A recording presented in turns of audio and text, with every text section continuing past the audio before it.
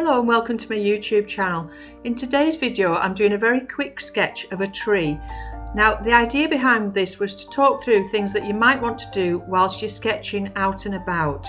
I'm actually doing this in the studio, but the tips I want to give you are for when you're outside capturing something that you want to do quite quickly. You may be having to capture it before it starts raining. You may be struggling with the weather drying out your paints. So really the main thing is not to be too fussy about it being a photorealistic picture. You're doing a sketch to try and capture an impression of that place and a feeling for that place and the atmosphere, rather than taking a photograph. And of course you can take photographs to go alongside your sketches to also use back in the studio. So I'm using a pen to begin with. I'm using a Unipin fine liner size 0.5, and that's a sepia one. But of course you could just do this in pencil. You could do your sketch in pencil. You don't need to use a pen. I like working in pen, but you don't need to do that. So it's really just to capture a sketch of the main parts and not worry too much about every little detail. So with the tree, you're looking for the character of the tree, you're looking for the way that those branches are clearly very old, the tree's been there a long time. And the other thing that we're looking at really is the light, the fact that underneath the canopy of that tree and underneath the tree it's very, very dark, because it's obviously a summer day and you've got that shadow created. So those are the things you want to be looking at capturing, is the light and a little bit of the form, but not being overly fussy about the whole thing. So when I come to putting the paints on, I do that again very quickly. I'm not wetting the paper first, I'm just going straight in with the paints, and I'm sticking to using fairly big brushes.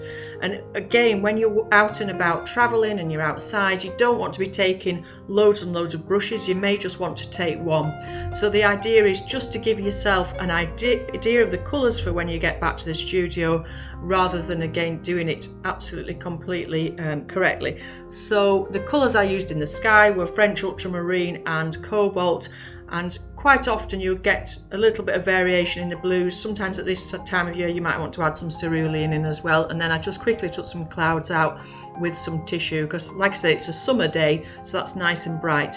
And then when you come down into doing the landscape itself and the tree, use those same blues again and make your greys for the sea, that we've got the distant sea there and some of the soil and things. Make your greys and browns using those blues along with your yellow and your red. So I used alizarin and I used raw sienna, I think.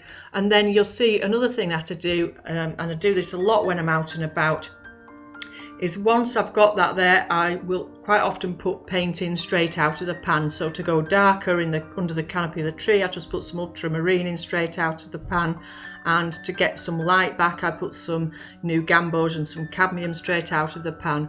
So when we're doing a finished piece, we're really thinking about the consistency of the watercolours, and we're worried about things not flowing into each other, etc., and making cauliflowers and messes. But when you're out and about, really don't worry about that. You're getting the form with your drawing, and you're getting a feel for where the light and shade is. But after that, you really don't need to worry too much about if you make a mess.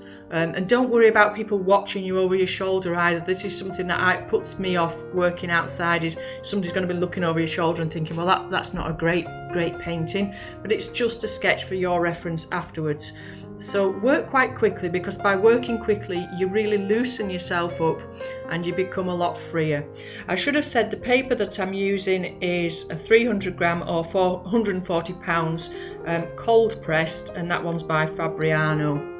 So that's quite a nice paper that I've been using a bit in my YouTube tutorials. So I think really that's everything I wanted to say. So keep a limited palette with your colours. Don't take loads and loads of colours when you're out and about. Don't worry about the paper drying and you're having bits of paper where the paint's not just flowing correctly and things like that. It's just to get it's a note. You're taking notes. You're making a note of the colour, you're making a note of where the sunshine's landing and where the deepest shade is, and you're making a note of the form of the landscape and the tree. But that's it. You don't need to be worrying and fussing over it too much. So try and speed yourself up and work really quickly. And you don't want to be carrying loads of stuff around. You just want your paper, a pen or a pencil, one brush, and just a few colours. not too many colours, and you can buy little palettes that you can put pans into yourself. So you buy a little empty palette that you just put your few favourite colours in, and really for landscapes all you need is your primary colours, because you can mix all your greys and your greens and your browns from those primary colours.